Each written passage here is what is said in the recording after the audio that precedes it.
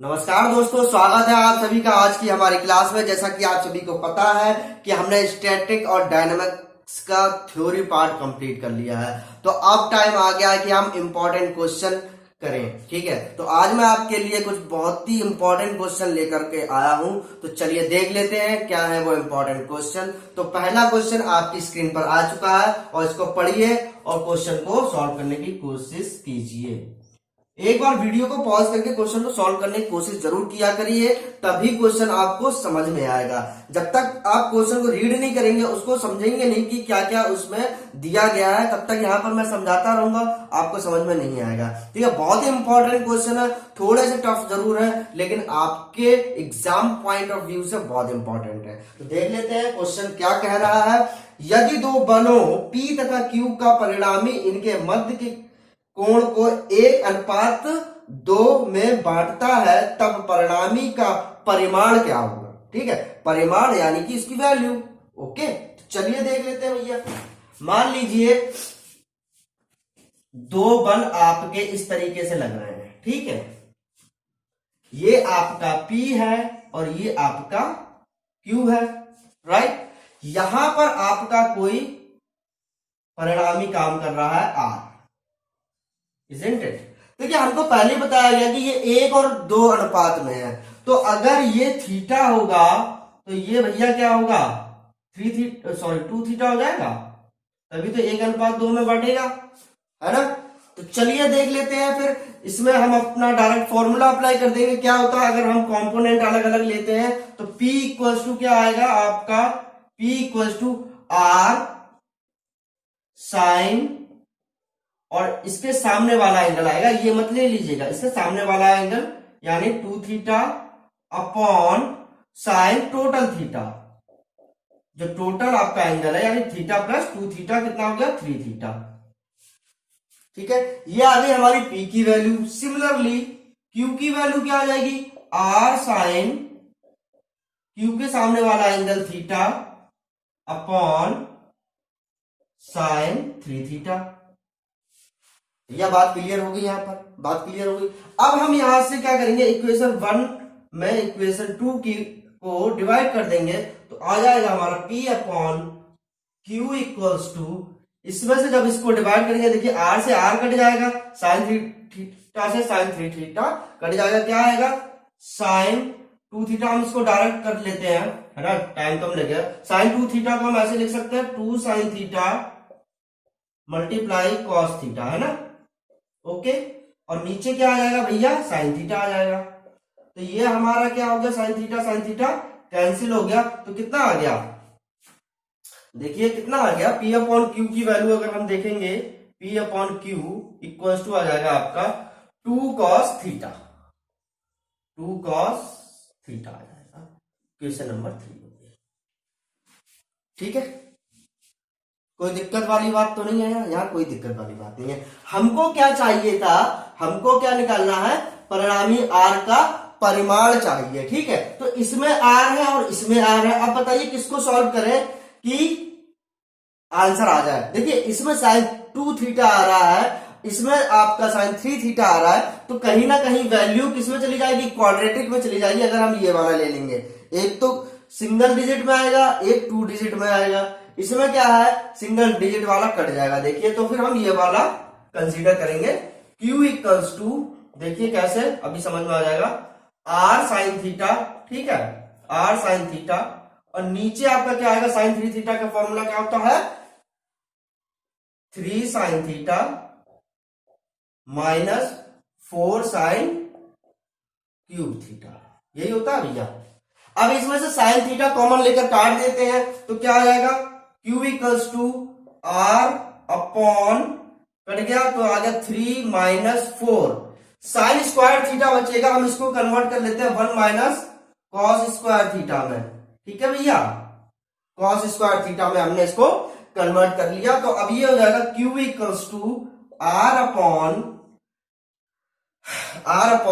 3 minus 4 यानी कि बचा -1, माइनस माइनस ये हो गया प्लस 4 कॉस स्क्वायर थीटा। ठीक है, यहां तक बात क्लियर हो गई। ओके, तो अब ये जो Q है इसको इधर ले आओ और इसको उठा के उधर ले जाओ, तो -1 प्लस, अब देखिए ये क्या है, इसको हम लिख सकते हैं 2 cos थीटा का स्क्वायर लिख सकते हैं भैया, देखो 2 cos स्क्वायर थीटा का स्क्वायर लिख सकते हैं। ठीक है, तो इसकी वैल्यू क्या है, P/Q, यानी कि P/Q का स्क्वायर, तो P square upon Q square equal to हो गया R/Q, R/Q हो गया। ठीक है, तो हमें R की वैल्यू निकालनी थी, अब इसमें क्या करेंगे, हम एलसीएम ले लेंगे, तो ये हो जाएगा P square minus Q square upon Q square. ठीक, और ये मल्टीप्लाई में Q इधर आ जाएगा, R की वैल्यू हमारी यहां से आ गई, क्या आ गई, P square minus Q square upon Q। ठीक है, क्लियर हो गई, R की वैल्यू फाइंड आउट होगी, वही हमको निकालनी थी। तो क्वेश्चन कैसा लगा जरूर बताइएगा कमेंट करके, और लाइक भैया कर दीजिएगा। तो चलिए बढ़ते हैं नेक्स्ट क्वेश्चन की तरफ। चलिए दूसरा क्वेश्चन देखिए, बहुत ही अच्छा क्वेश्चन है, ध्यान से पढ़िएगा क्या कह रहा है। दो समदिश समांतर बल P तथा Q है, यदि P को स्वयं के समांतर इसके क्रिया बिंदु से x दूरी क्या कर दिया है, विस्थापित कर दिया है, तो क्या किया, तो क्या होगा, तब P तथा Q का परिणामी निम्न दूरी तक विस्थापित होगा। परिणामी कितना विस्थापित होगा, पहले तो हमने क्या कर दिया, P को विस्थापित कर दिया, तो ऑब्वियसली वहां उसका जो परिणामी होगा वो भी विस्थापित हो जाएगा। तो वही हमें निकालना कि कितना विस्थापित हुआ है। तो समदिश समांतर बल मैंने पढ़ाया हुआ है आपको, ऐसी बात नहीं है, समदिश समांतर बल, तो ये आपका अगर मान लीजिए P लग रहा है यहां पर, P A पॉइंट पर, ये थोड़ा सा बड़ा कर लेते हैं, यहां पर लग रहा है Q B पॉइंट पर। ठीक, इनका परिणामी कहीं यहां पर मान लीजिए काम कर रहा है, परिणामी क्या होगा, समदिश समांतर बलों का परिणामी क्या होता है, दोनों को ऐड कर देते हैं, that's it, P plus Q। ठीक है भैया, समझ में आ रही है ना बात। चलिए अब क्या कहा गया है कि इसको जो है थोड़ा सा इधर शिफ्ट कर दिया है, x दूरी पर शिफ्ट कर दिया है P को, ये है आपकी x दूरी, इसको शिफ्ट कर दिया गया है। ठीक, A डैश पे मान लीजिए शिफ्ट कर दिया, तो ये परिणामी जो है वो भी थोड़ा इधर शिफ्ट हो जाएगा, वो भी थोड़ा इधर शिफ्ट हो जाएगा। ये मान लीजिए C पे कार्य कर रहा था, तो अब ये C डैश पे कार्य करने लगेगा, P प्लस Q, ये भी P प्लस Q होगा, सेम P प्लस Q।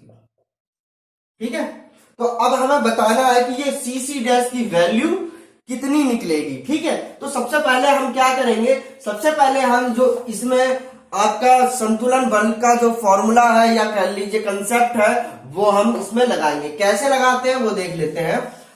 देखिए फोर्स, आप ये जो आपकी लेंथ दिख रही है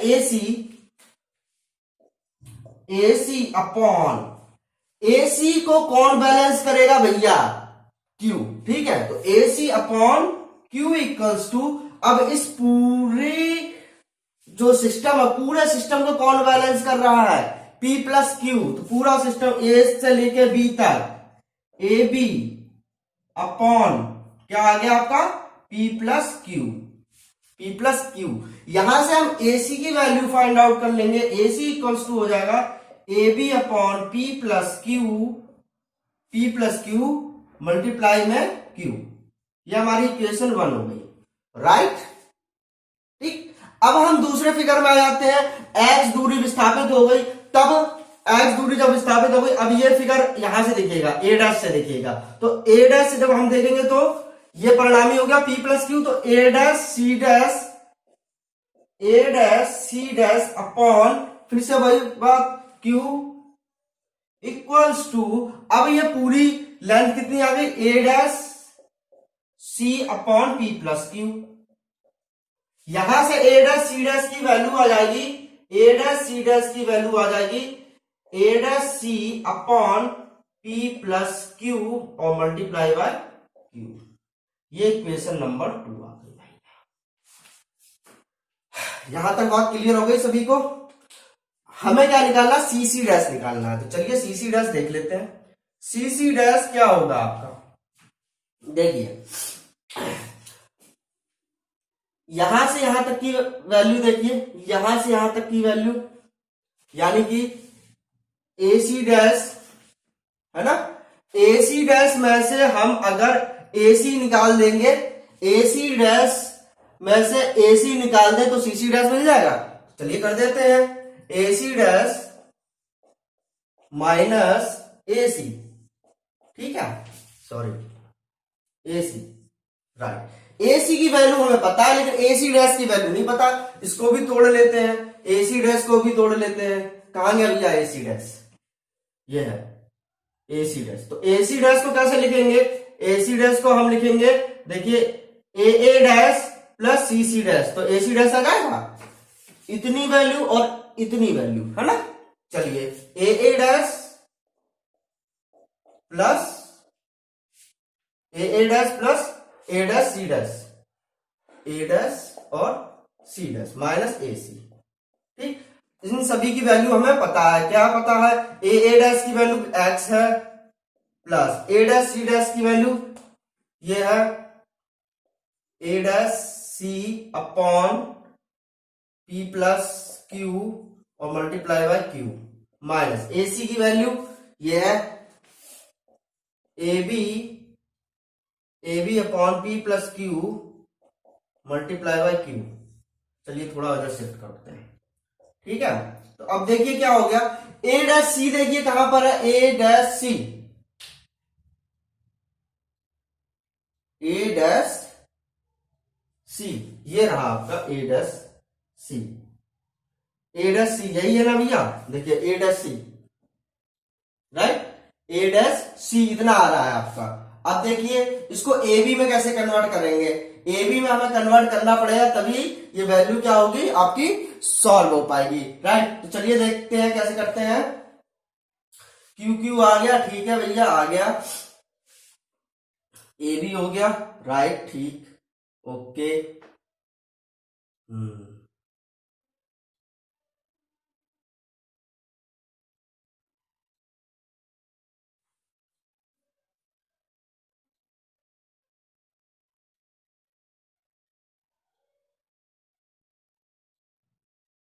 अरे गलती हो गई भाई थोड़ी सी, ये A डैश C नहीं होगा, ये A डैश B होगा। क्या होगा, ये A डैश B होगा, ठीक है। देखिए ये पूरा A डैश B था ना, A डैश B होगा, ओके A डैश B। चलिए अब हो गया काम, ठीक। A डैश B, तो A डैश B को क्या लिखेंगे, A डैश B को लिखेंगे हम AB में से x को घटा दो, A डैश B आ जाएगा, तो AB minus x upon P plus Q multiply by Q minus AB upon P plus Q into Q।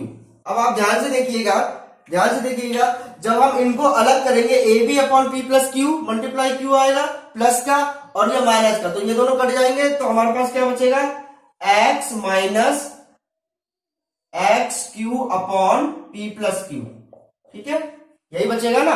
चलिए अब इसका कर लेते हैं एलसीएम, P प्लस Q इसमें एलसीएम ले लिया, तो XP plus XQ minus XQ, ये और ये कट गया, क्या बचा, XP upon P plus Q।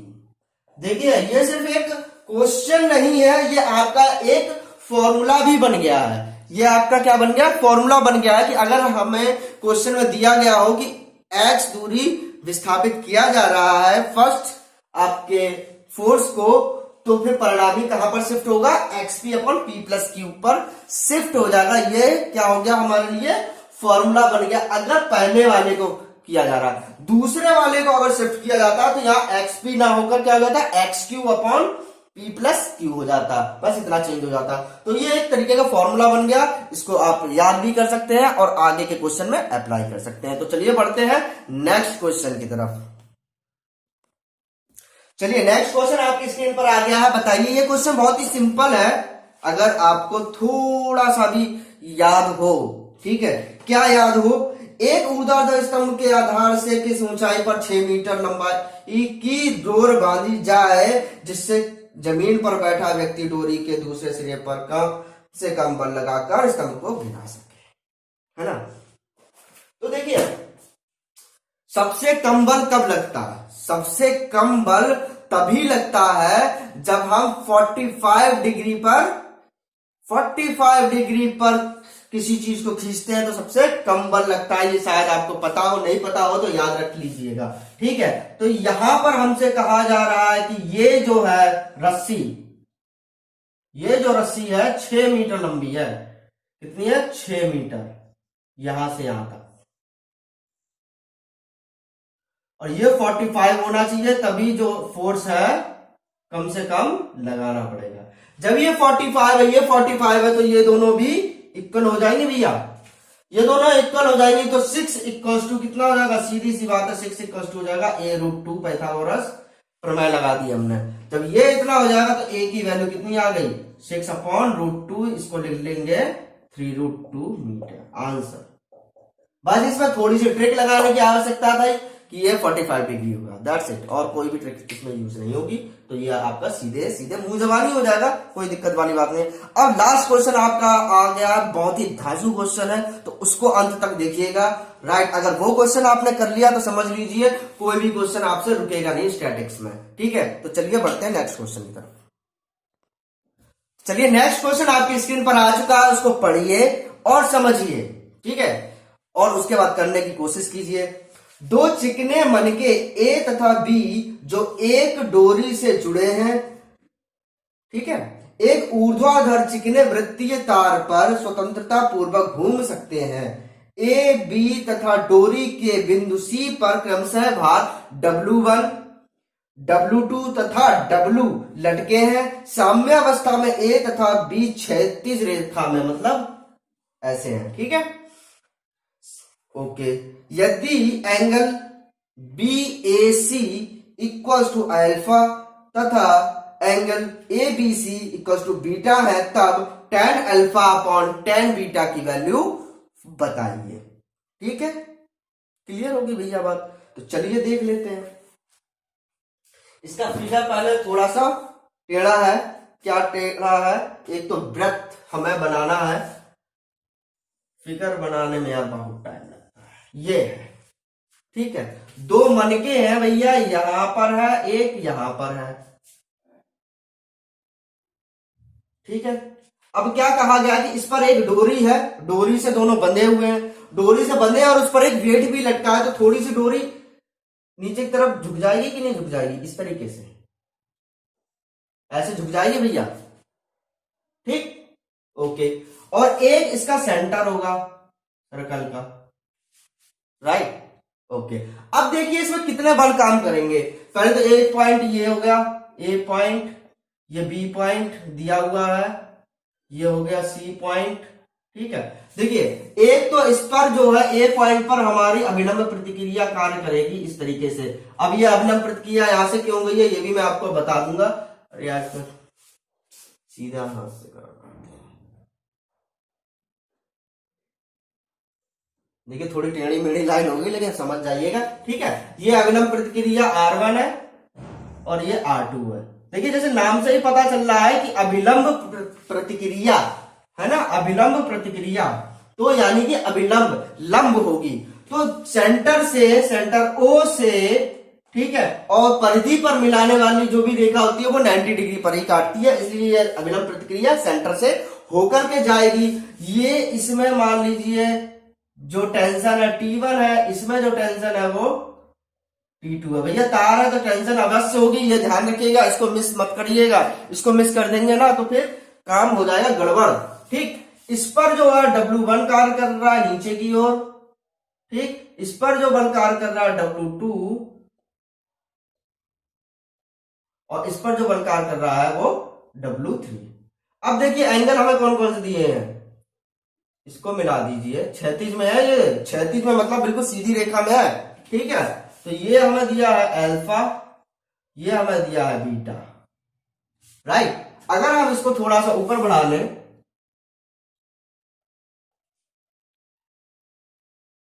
अब अगर हम कोई बल लटकाते तो भैया सीधा ही तो लटकता, टेढ़ा मेढ़ा थोड़ी लटकता। तो ये और ये क्या हो जाएंगी, दोनों समांतर हो जाएंगी ना, समांतर हो जाएंगी, तो ये वाला एंगल और ये वाला एंगल क्या हो जाएगा, इक्वल हो जाएगा। क्यों? क्योंकि ये अभिलंब है और ये दोनों पैरेलल है, तो ये दोनों हमने क्या मान लिए, थीटा मान लिया। अब देखिए ये आपका फिगर बन के तैयार हो गया, इसमें इक्वेशन आप बनाइए और क्वेश्चन को सॉल्व कर दीजिए। बहुत जल्दी आपका क्वेश्चन सॉल्व हो जाएगा। क्यों? क्योंकि फिगर बन के तैयार हो गया। स्टैटिक में सबसे इंपॉर्टेंट बात यही है कि आपने अगर डायग्राम बना लिया तो आपका क्वेश्चन कहीं नहीं जाएगा, तुरंत सॉल्व हो जाएगा। तो चलिए सबसे पहले हम पॉइंट ए पर देखते हैं कौन कौन से बल कार्यरत है। चलिए ठीक है, पहले हम क्षैतिज में देखेंगे, क्षैतिज में कौन कौन से बल कार्य करेंगे। डब्ल्यू तो काम करेगा नहीं, ठीक है, इधर 0 हो जाएगा 90 डिग्री पर, ठीक। तो R1 कार्य करेगा इधर, R1 का इस साइड क्षैतिज घटक क्या हो जाएगा, R1 cos थीटा हो जाएगा भैया, ठीक। ये किसके इक्वल होगा, ये होगा T1 के घटक यानी T1 cos अल्फा के, T1 cos अल्फा का, ये फर्स्ट इक्वेशन, ठीक है। अब देखिए, अब ऊर्ध्वाधर घटक देखते हैं। तो ऊर्ध्वाधर घटक क्या हो जाएगा, एक तो आपका हो गया R1 sin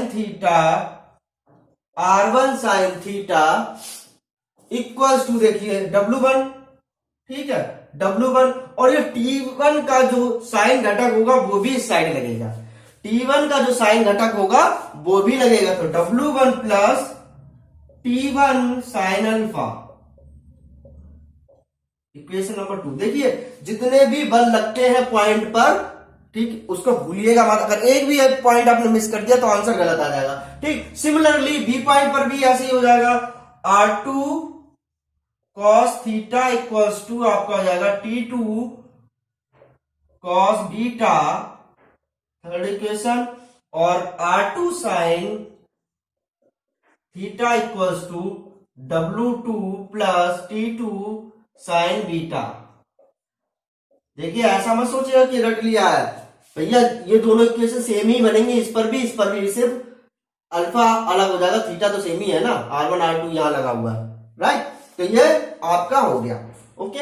अब सी पॉइंट पे देख लेते हैं भैया कौन कौन से फोर्स लग रहे हैं। चलिए,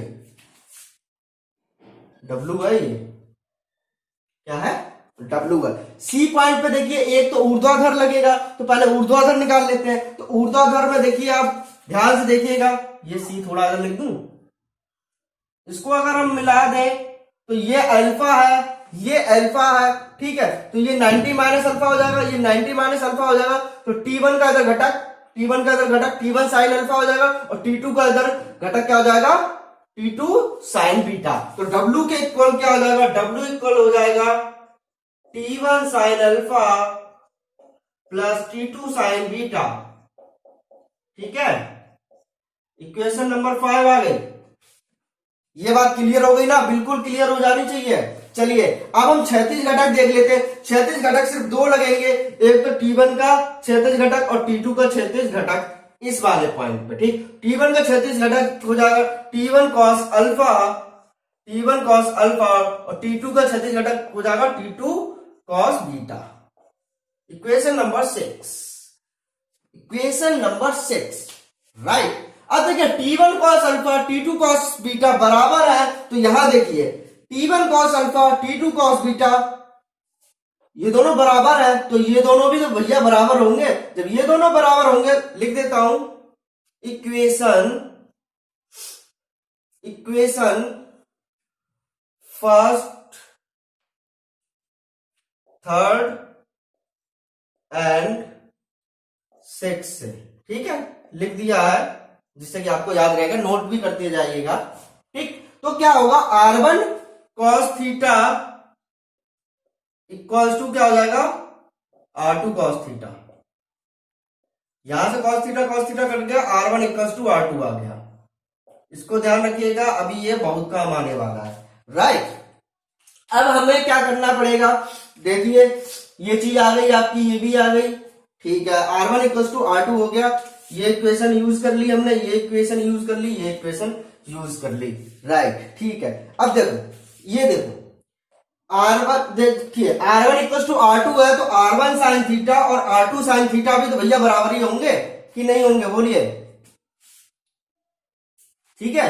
जब R1 साइन थीटा R1 तो R1 sine theta R2 cos theta भी क्या हो जाएगा, आपका बराबर हो जाएगा, ठीक है।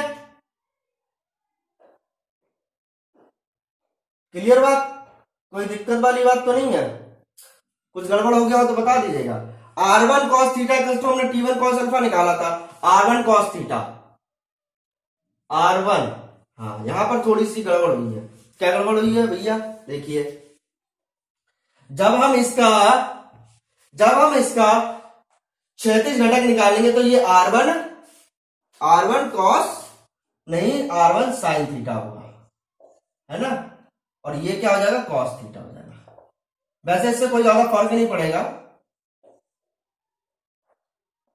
जल्दबाजी में गलत हो जाता है भैया।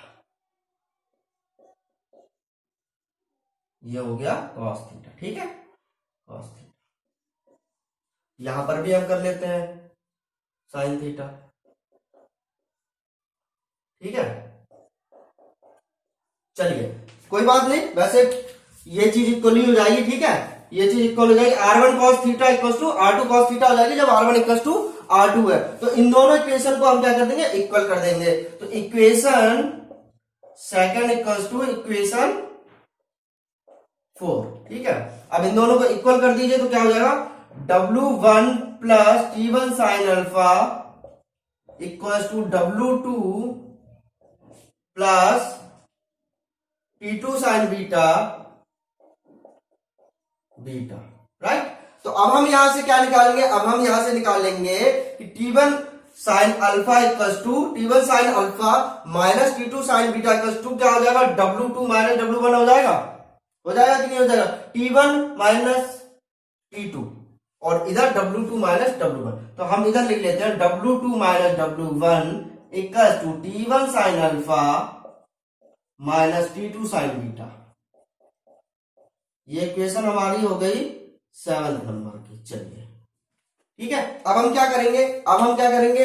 ये देख कहां गया ये, इसमें भी आ रहा T1 sine alpha plus T2 sine alpha, T1 sine alpha minus T2 sine alpha. तो एक बार हम क्या करेंगे? इक्वेशन 7 और 5 को जोड़ देंगे। इक्वेशन 5 प्लस इक्वेशन 7 जोड़ दीजिए भैया। जब हम इसको जोड़ देंगे तो क्या होगा? ये माइनस माइनस वाले कट जाएंगे तो आ जाएगा T1 साइन अल्फा। कितने T1 साइन अल्फा आएंगे? 2, एक ये वाला और एक ये वाला, और दोनों को हमने जोड़ दिया तो हो जाएगा W प्लस W1 वाला लिखिए, W minus W1 plus W2। ये इक्वेशन ए आ गई, ठीक है। अब फिगर का काम खत्म हो गया भैया, है। यहां पर लिख देते हैं बाकी का। चलिए राइट, ये हो गया। अब हम क्या करेंगे? Equation 5 minus equation 7, right. जब हम इसमें से इसको घटा देंगे तो क्या होगा? ये वाला टर्म क्या होगा? कैंसिल हो जाएगा, और इसमें से इसको घटाएंगे तो ये माइनस माइनस प्लस हो जाएंगे। तो क्या हो जाएगा? 2T2 sine beta equals to W ये हो जाएगा आपका minus minus plus W1 minus W2। Equation number B लिख दो इसको, ठीक है। इक्वेशन नंबर बी हो गया। इसमें इसका डिवाइड कर देंगे तो ये हो जाएगा T1 upon T2 equals to W minus W1 plus W2 upon ये वाला W plus W1 minus W2, ठीक है। ये वाला भी तो था भैया, इसको लिखा ही नहीं। T1 upon T2 multiply sine alpha upon sine beta. अब देखिए T1 अपॉन T2 की वैल्यू उठा के यहां से रख दो। यहां से T1 अपॉन T2 की वैल्यू आ जाएगी, क्या आ जाएगी? Cos beta upon cos alpha. Cos beta upon cos alpha आएगा तो साइन अल्फा टेन अल्फा हो जाएगा, और साइन बीटा नीचे लेकर आएंगे कॉस बीटा को तो टेन बीटा हो जाएगा। तो ये आ जाएगा tan alpha upon tan beta equals to same, ठीक है। तो ये वैल्यू आपकी आ जाएगी tan alpha upon tan beta की। तो सेशन कैसा लगा, क्लास कैसी लगी जरूर बताइएगा कमेंट करके, और नेक्स्ट सेक्शन के लिए आप हमारा चैनल सब्सक्राइब जरूर कर लीजिएगा। धन्यवाद।